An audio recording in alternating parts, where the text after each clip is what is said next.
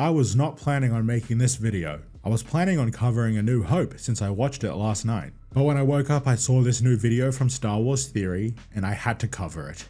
Especially because it is peak delusion from Star Wars Theory. Let's get into it.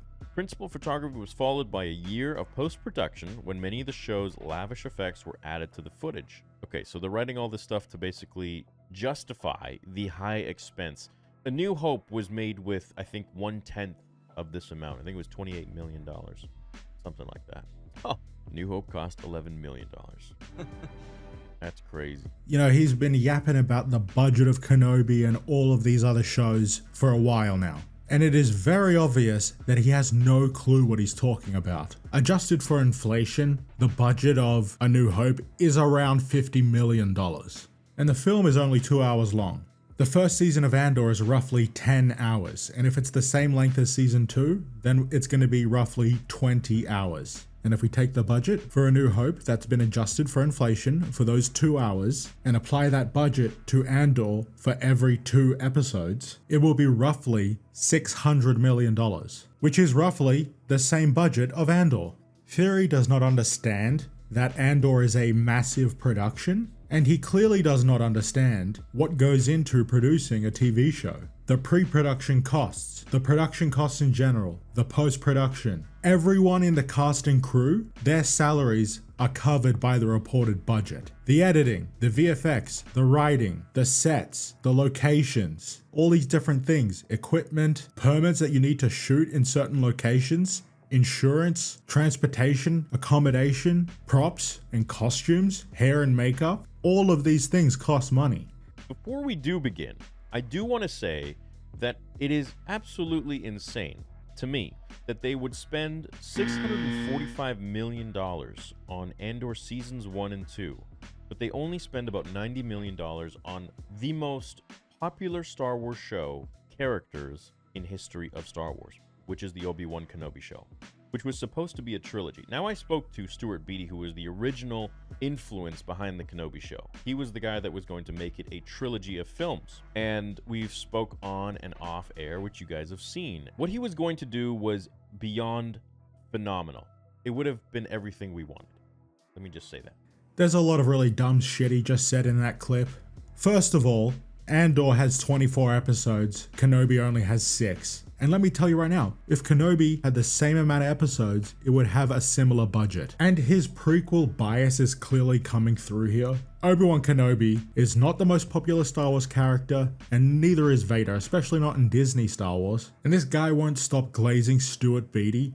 A lot of the problems with the Kenobi script come from this idiot, and his original plans for the story were even worse. Any story about Kenobi in between episode 3 and 4 is irrelevant, it's not worth telling. And the more of a spectacle you want to make it, the worse it's going to be. Theory does not understand this, and that's why he thinks Mace Windu surviving and coming after Darth Vader is a great idea for his fan film.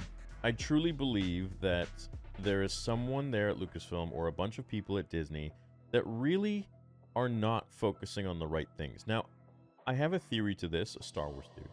And I would say that the reason for them focusing so much absurd amounts of money on new projects that aren't tied to George Lucas is simply, perhaps, maybe, because of royalties that they would have to pay on every project that they make regarding a legendary character that they would have to like give a crazy percentage or something to George Lucas.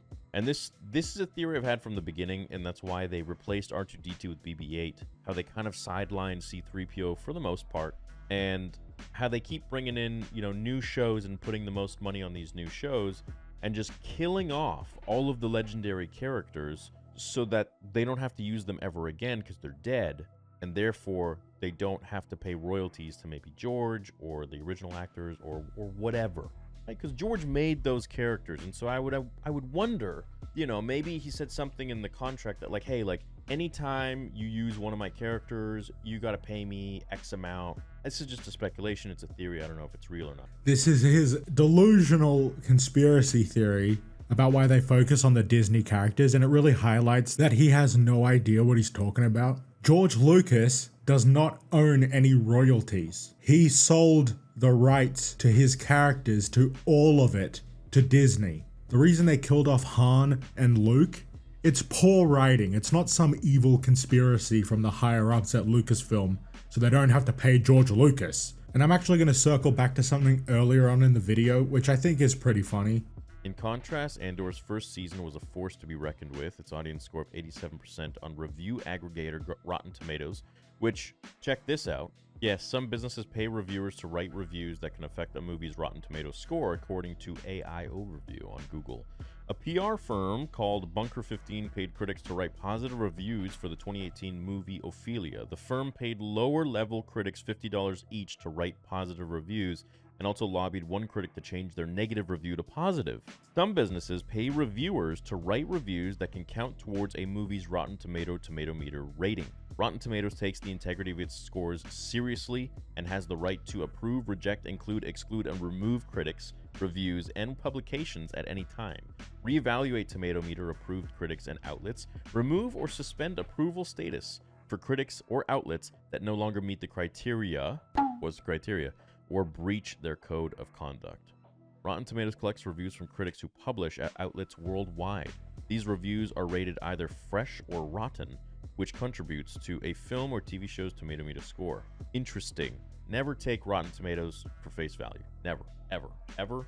Ever. And if you do, always look at the audience score. But you know what's funny is they say the audience score is what's paid bots, but not the actual Tomatometer, which is their critics. And what are critics? Paid shills for the most part. Yes. Always look at the audience score. So the audience score for Andor is 87%. And the audience score for Rise of Skywalker is 86%. And using theory's own logic, that must mean that they are both better than Revenge of the Sith, which has a lower audience score than both of those projects, at 66%. Rise of Skywalker has a much lower critic score than Revenge of the Sith, but all that really means is Disney didn't pay the critics to give positive reviews for Rise of Skywalker, and they did pay them to give positive reviews for Revenge of the Sith. I mean, using theory's logic, that's what that must mean, right? In his attempt to discredit the critical reviews for Andor, he's made his favorite film, Revenge of the Sith, look worse than Rise of Skywalker, using his own logic. If you haven't realized by now that Theory is a complete idiot, then you're probably just as dumb as he is. But yet the Kenobi show gets arguably the lowest funding of any Star Wars project. Make it make sense. Make it make sense. How does that make sense? It doesn't. It doesn't. There's something weird going on there. There's something weird going on there. He's a fucking... He's unintentionally really funny. He's so frustrated because he just has no clue how anything works. There's something weird going on there. $90 million, but the Acolyte gets about just $300 million, and then almost $1 billion for 2 seasons of Andor. I mean, might as well make it a 3rd season and call it a bill. To me, it just seems like there's something going on there. I just want to leave you with that. You know, I question. Why? I question why. I'll tell you why, you fucking idiot. The Acolyte and Andor are bigger productions. They have more episodes. They have more cast members, more crew members. That's why it costs more money, you twat. And I feel like Hayden Christensen should have gotten like $40 million for the Kenobi show. Ewan McGregor should have gotten $40 million for Kenobi. Or you know what, 50 million, 60 million. You know, you're going to pay Daniel Craig, I think it was like 100 million euros or something for the final James Bond movie. This is Obi-Wan Kenobi. This is Anakin Skywalker. All right? Yeah, I love James Bond a lot, but this is Star Wars. This is Disney. They got a lot more money. At least I think. They should have been paid extremely handsomely. More of his weird obsession with Anakin is coming through here. I love Hayden. I love Anakin. But outside of Star Wars, he's irrelevant. Same with Ewan McGregor. They do not deserve anywhere near $40 to $60 million. And you would have to be incredibly delusional to try and justify them receiving that much money. And why was Daniel Craig paid $100 million?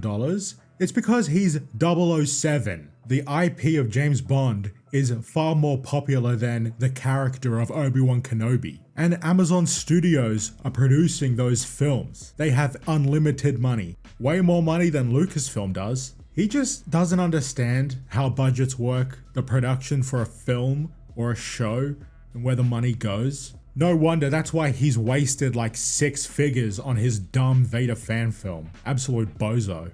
Basically just justifying where all this money went, when in reality, there is no reason why a show that for the most part doesn't have all that much CGI like Revenge of the Sith or any of the prequel films, which, as you know, the prequels had actually more real sets and miniatures than the original trilogy.